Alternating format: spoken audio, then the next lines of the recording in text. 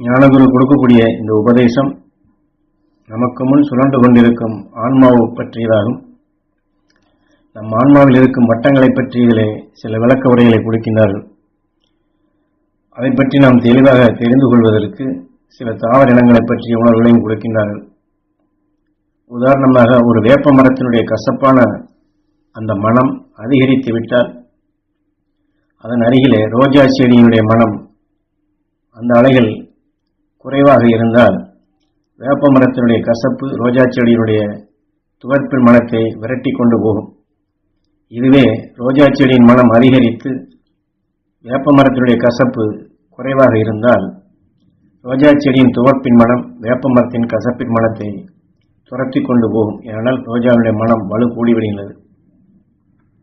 இதே போன்றுதான் ஒரு விஷச்செடியினுடைய மனம் அதுவும் அதிகரித்திருந்து அதற்கருகிலே ரோஜா செடியினுடைய மனம் குறைவாக இருந்தால் இதை அது விரட்டி கொண்டு போகும். ஆனால் ரோஜா செடியினுடைய சத்து அதிகரித்து விட்டால் விஷச்செடியின் அந்த மனம் ஓடிவிடும். ஏனால் தாவர இனத்தினுடைய மனங்கள் வலு எது எது கூடி எது எது குறைகின்றதோ அதற்கொப்ப இத்தகைய இயக்கங்கள் ஏற்படுகின்றது. இதே போன்றுதான் மனிதனுடைய, அதாவது அவரவர்கள் எடுக்கக்கூடிய எந்தெந்த குணங்களோ எந்தெந்த எண்ணங்களோ அந்த உணர்வுகளின் இயக்கமும் இருக்கும் என்று சொல்லுகின்றார். ஆக தனித்தனியாக ரோஜா செடி, விஷச்செடி, வேப்பமரம் என்று அவருடைய மனங்களை குறிப்பிட்டு சொல்வது போன்றுதான் ஒவ்வொரு மனிதன் அவனவன் சந்தர்ப்பத்தில் எடுத்துக்கொண்ட அந்தந்த குணங்களுக்கொப்ப அதன் மனங்களாக அந்த அலைகள் வெளிவருகின்றது. இதுதான் ஒன்றுக்கொண்டு வலு கூடி வலு குறைந்து செயல்படும் பொழுது எப்படி ஒன்றை ஒன்று அந்த தாவர இனத்தினுடைய மனங்கள் துரத்தி செல்லுகின்றதோ, மற்றது அஞ்சி ஓடுகின்றதோ, இது போன்றுதான் நம் ஆன்மாவுடைய வட்டங்கள், முதல் வட்டம், இரண்டாவது வட்டம், மூன்றாவது வட்டம் என்று இதைத்தான் குருநாதர் இங்கே விளக்க உரையாக கொடுக்கின்றார். உதாரணமாக, பகைமை ஊட்டக்கூடிய உணர்வுகளை சூரியனுடைய காந்த சக்தி கவர்ந்து அலைகளாக மாற்றி வைத்திருக்கின்றது. அது நமக்குள் பதிவாகி விடுகிறது என்றால் அந்த உணர்வை இழுத்து நமது ஆன்மாவாக பெருக்கிக் கொண்டே இருக்கும். அதாவது ஆன்மா என்று சொன்னால் நமக்கு முன் நம் உடலை சுற்றி இருக்கக்கூடியதான் ஒரு 2 அடி சுற்றளவு. ஒவ்வொரு செடி கொடி மரத்தின் அதனதன் மனங்கள் அதனுடைய வட்டமாக சுழல்வது போன்றுதான். அதைத்தான் நமது ஆன்மாவில் முதல் வட்டம், இரண்டாவது வட்டம், மூன்றாவது வட்டம் என்று அந்தந்த குணத்தின் உணர்வலைகளாக வரும் என்று ஞானகுரு சொல்லுகின்றார்.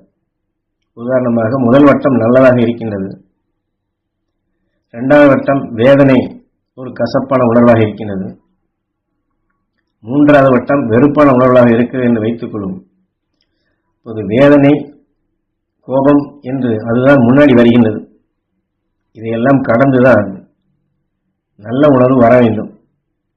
இரண்டாவது வட்டம், மூன்றாவது வட்டத்திற்குள் இருக்கும் அந்த வேதனை, வெறுப்பு அந்த அலைகளுடன் கலந்து நாம் நல்லதை சுவாசித்தோம் என்றால் அப்பொழுது நம்மால் நல்லதை சீராக இயக்க முடிவதில்லை.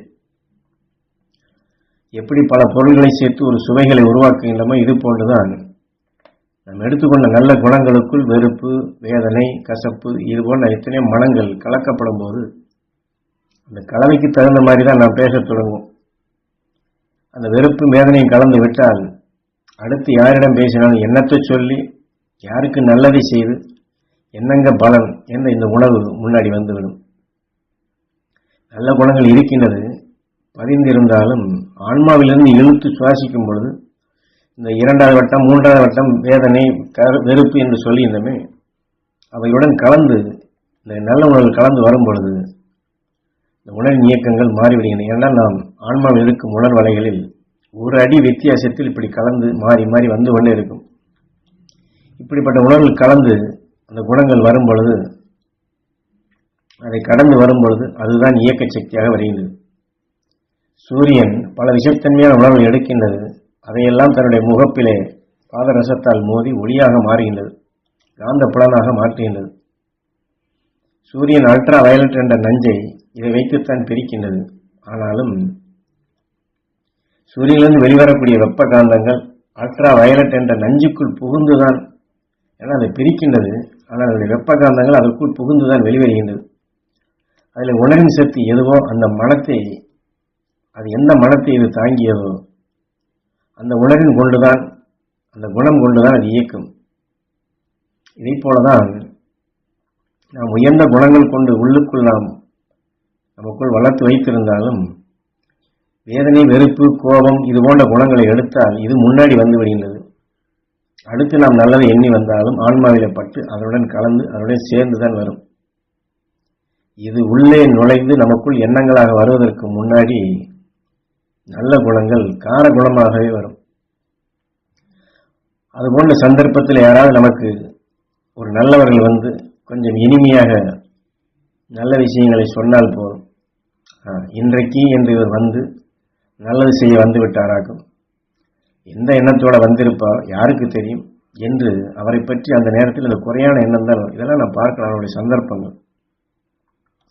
இதே போன்று ஆலயத்திலோ மற்ற பொதுவான இடங்களில் சில விசேஷ நிகழ்ச்சிகளோ பிரசாதம் கொடுக்கிறார்கள் என்றால் ஒருவர் மீது வெறுப்பாக இருந்தால் அந்த கையில எடுத்து கொடுக்கும் பொழுது கையில இடித்துத்தான் கொடுக்க வைக்கும். இந்த உணர்வுகளை பார்க்கலாம். ஒரு பொருளை கொடுக்கும் பொழுது இந்தா என்று அழுத்தமான அந்த சொல் வரும். கொடுக்கும் பொழுதே பார்க்கலாம். இதெல்லாம் நாம் எடுத்துக்கொண்ட உணர்வுகள் இது என்ன எல்லாம் செய்கிறது என்று நமக்கு நல்ல குணம் இருக்கின்றது. இருந்தாலும் மற்ற உணர்வு சேரப்படும் போது நம் உடலை இப்படித்தான் இயக்கி காட்டும் என்று குரு தெளிவாக இதில் உணர்த்துகின்றார். உங்கள் அனுபவத்தை நீங்கள் பார்த்துக் கொள்ளலாம். இதெல்லாம் நிறுத்த வேண்டும் அல்லவா? நிறுத்துவதற்குத்தான் சதுர்த்தி, விநாயகர் சதுர்த்தி என்று வைத்தார்கள். தீமைகளை நாம் நிறுத்த வேண்டும். யார் மீதெல்லாம் நாம் வெறுப்பை பதிவு செய்து வைத்திருந்தோமோ அவர்களுக்கெல்லாம் அந்த மகிழ்ச்சி நற்சக்தி கிடைக்க வேண்டும். அனைவரும் மகிழ்ந்து வாழ வேண்டும். இது வலுவாக நாம் தியானிக்க வேண்டும். எல்லோரும் மகிழ்ச்சி நற்சக்தி பெற வேண்டும். இந்த உலகில் வாழும் அனைத்து மக்களும் மகிழ்ந்து வாழ வேண்டும் என்று நாம் அடிக்கடி எண்ணுதல் வேண்டும். அப்பொழுது அந்த வெறுப்பான அணுக்களுக்கு நாம் சாப்பாடு கொடுப்பதில்லை. இது முன்னாடி வந்து விடுகின்றது. வெறுப்பான எண்ணங்களை நீக்கி விடுகின்றோம். எல்லோரும் ஒன்று சேர வேண்டும் என்ற எண்ணத்தை குவிக்கின்றோம். அதை முன்னாடி கொண்டு வருகின்றோம். எல்லோரும் ஒன்று சேர வேண்டும் என்ற இந்த எண்ணத்தை குவித்து இப்படி நாம் பரப்பச் செய்யும் பொழுது அந்த உயர்ந்த உணர்வலைகளை சூரியனுடைய காந்த சக்தி கவர்ந்து அது அலைகளாக பரவச் செய்கின்றது. இந்த காற்று மண்டலத்திலும் பரவ ஆரம்பிக்கின்றது. நமக்கு முன்னாடி முதல் வட்டம், இரண்டாவது வட்டம், மூன்றாவது வட்டம் என்று சொல்லுகின்றன. இவைகளை எல்லாம் விரட்டி செல்கின்றது.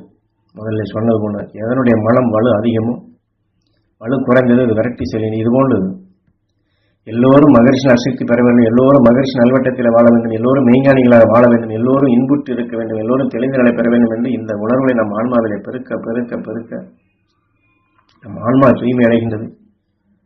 பிரிவு தீய உணர்வு நமக்குள் வருவதில்லை, அதை விலக்கி தழுகின்றது. அதே சமயத்தில் நாம் பரப்பிய உணர்வு பரமாத்மாவிலும் கலக்கப்பட்டு பரமாத்மாவும் தூய்மை அடைகின்றது. அது போன்ற ஒரு தெளிந்த நிலைகளைத்தான் ஆன்மா பரமாத்மா என்று விளக்க உரையை கொடுத்து நாம் ஞானத்தின் வழித்தொழில் தெளிவான நிலையில் கொண்டு செயல்பட குரு வழிகாட்டுகின்றார்கள்.